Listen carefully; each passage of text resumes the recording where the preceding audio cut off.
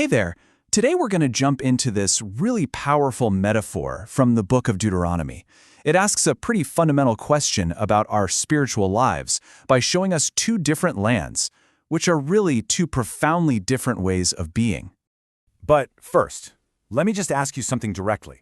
Do you ever feel just spiritually exhausted? You know, like you're fighting the same battles over and over again.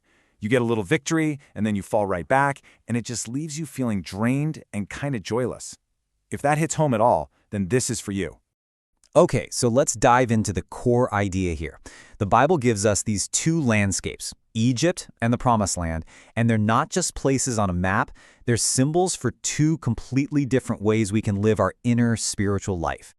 Now, to really get the first way of living, we've got to talk about this word, concupiscence. It's basically a fancy theological name for that inner pull towards sin that we all feel, that internal friction that's still there even after baptism. It's the source of that whole struggle we were just talking about. And on the flip side, the goal, the place we're all aiming for, is this, Theosis. Such a beautiful concept. It just means participating in the divine life itself. Now here's the kicker. It is not a prize you earn through sheer willpower. It's a gift you receive through surrender. Keep that word, surrender, in mind. It's going to be huge. All right, so if concupiscence is the struggle, what does it look like when we try to fight it on our own terms? Well, the Bible has a name for that approach. It calls it the Egyptian way, the life of self-reliant struggle. And the scripture itself paints this incredible picture. In Egypt, everything, and I mean everything, depended on your own hard labor. You water the ground with your feet. Can you just imagine that? It implies this constant, exhausting, back-breaking work. There was no rain from heaven. It was all on you. And wow, does that perfectly describe the spiritual grind, right? When we try to fight our battles with just our own willpower, we get stuck in this brutal loop. We muscle through, maybe we get a brief win, but it's always followed by this devastating defeat that just leads straight to exhaustion and despair. Sound familiar? I think for a lot of us, it really does. So here's the big takeaway. This spiritual Egypt isn't some place God has abandoned. Not at all. It's a state where the soul has chosen to go it alone, to water its own garden with its own feet. And the result? The harvest is always tiny, and it always comes with a heavy dose of burnout. But here's the good news. What if the whole point isn't just to work harder in that desert? That brings us to our second landscape, the alternative path, the life of the Promised Land. Okay, but the first thing we have to get straight is that the Promised Land isn't some perfectly flat, easy street. Nope. It's described as a land of hills and valleys. This is so key. A life in union with God doesn't mean a life without struggles. The temptations, the trials, they don't just magically disappear. But, and this is a huge but, everything is different here. This land is watered not by your own sweat, but by the rain from heaven. The hills might be your trials and the valleys your consolations, but God is the one providing the grace. It's this beautiful dance, divine provision meets our cooperation. And the best part, God himself is watching over the whole thing. I just love this line from the passage. God's eyes are always upon this land. Just let that sink in for a second.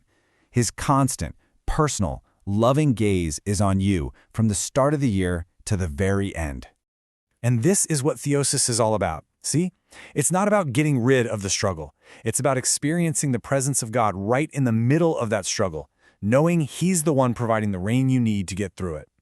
So you can see why the scripture frames this as way more than just two lifestyle options. This is a big deal. It's a choice with real, profound consequences. God doesn't mess around. He basically puts it all on the table and says, look, I'm setting before you a blessing and a curse. You choose. The stakes couldn't be clearer. And when you lay it out side by side like this, man, the choice is just stark, isn't it? The Egyptian way, that's the curse. It's a life of self-reliance, which leads to closed heavens and total spiritual exhaustion. But the Promised Land, that's the blessing. A life of surrendered faith, which opens the heavens and lets you participate in the divine life. It's so important we get this right, though. This curse isn't God getting mad and punishing you. It's just the natural outcome. It's the physics of the spiritual life. If you refuse the rain that God is freely offering, you can't be surprised when you end up in a desert. The heavens are closed because we're the ones holding the door shut. So, the million-dollar question, how do we get from one land to the other? How do we escape the desert? Well, the key is beautiful, and it's kind of the opposite of what you'd expect. It's the secret of surrender. This is the great secret of the saints, the spiritual giants. They didn't overcome because they were tougher or more disciplined than the rest of us. They overcame by being weaker in their trust of themselves, weaker in their own pride. And in that empty space they created by admitting their weakness, God's power could finally rush in. You know, St. Paul talks about this exact transition, this move from that grinding, exhausting law of sin and death to a life of freedom in the Spirit. That is the journey, from the spiritual Egypt to the spiritual Promised Land. It's a freedom that's found, not won by brute force.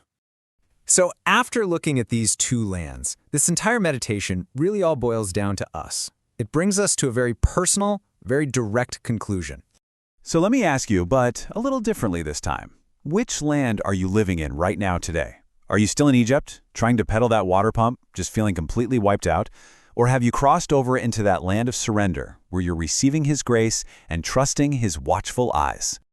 Look, the choice is right there in front of us. The rain is ready to fall, the land is prepared, His eyes are on it. So the final question this leaves us with is the only one that truly matters. Will you surrender?